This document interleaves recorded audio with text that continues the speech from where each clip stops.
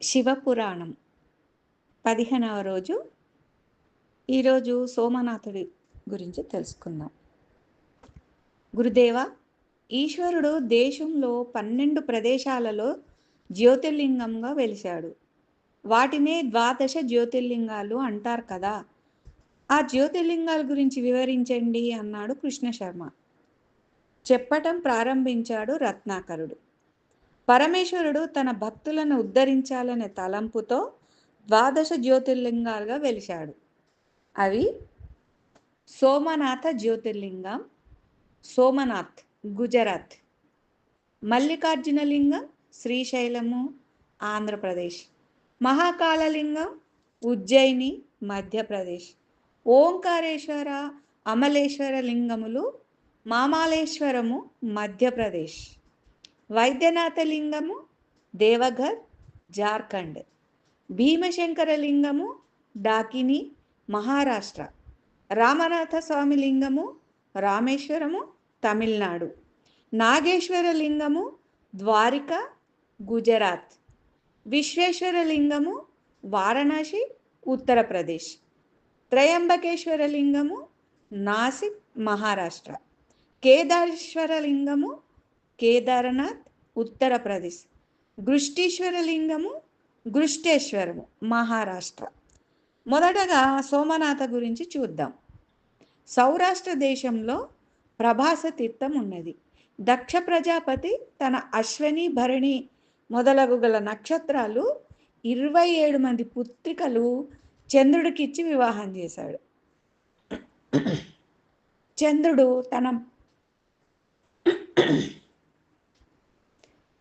తన భార్యలందరిలోకి రోహిణి యందు ఎక్కువ అనురాగం కలిగి ఎక్కువ కాలం ఆమె వద్దనే గడిపేవాడు. ఈ విషయం మిగిలిన భార్యలకు బాధాకరంగా మారింది. వారంతా ఒక రోజున తండ్రి అయిన దక్ష ప్రజాపతి వద్దకి పోయి చంద్రుడు తమను నిర్లక్ష్యం చేస్తున్నాడని మొరపెట్టుకున్నారు.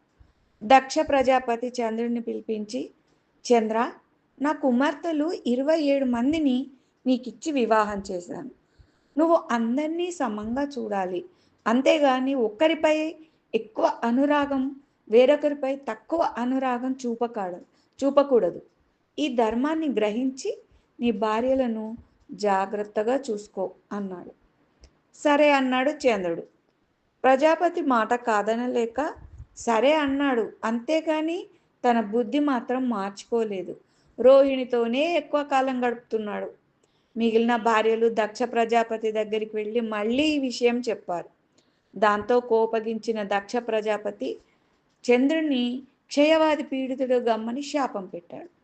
చంద్రుడికి క్షయవ్యాధి సోకింది. రోజు రోజుకి కృషించిపోతున్నాడు. ఇంకా భరించలేక బ్రహ్మదేవుని దగ్గరిపై తనను రక్షించమని మొరపెట్టుకున్నాడు. విషయం అంతా విన్న బ్రహ్మదేవుడు చంద్రునితో, సౌరాష్ట్ర దేశంలో ప్రభాస తీర్థం ఉన్నది, అక్కడికి పోయి మృత్యుంజయ మహామంత్రాన్ని జపించు అని మంత్రోపదేశం కూడా చేశాడు. ప్రభాస తీర్థంన చాలా కాలము మృత్యుంజయ మంత్ర జపం చేశాడు చంద్రుడు. చివరకు పరమేశ్వరుడు అనుగ్రహించి అతడికి ప్రత్యక్షమై నీకే వరం కావాలో కోరుకో అన్నాడు. అప్పుడు చంద్రుడు తన మామగారు తనకిచ్చిన శాపం సంగతి చెప్పి క్షయవాది నుండి తన రక్షించమని కోరాడు. దానికి శంకరుడు, చంద్ర, దక్ష ప్రజాపతి సామాన్యుడు కాదు, నవబ్రహ్మలలో ఒకడు. కాబట్టి అతడి మాట వ్యర్థం కాదు. అలా అని నీ ప్రార్థనను త్రోసిపుచ్చటము న్యాయము కాదు. అందుచేత కొంతకాలం నువ్వు వ్యాధిగ్రస్తుడుగా, మరి కొంతకాలం సుఖంగా ఉండు. అంటే కృష్ణపక్షములో క్రమక్రమంగా నీ కళలు క్షీణిస్తాయి, మళ్ళీ శుక్లపక్షంలో ప్రతిరోజు వృద్ధి పొందుతాయి. ఈ రకంగా పౌర్ణమి రోజున 16 కళలతో విరాజిల్లు, అమావాస్య రోజున కళా విహీనుడివి అవుతావు అన్నాడు.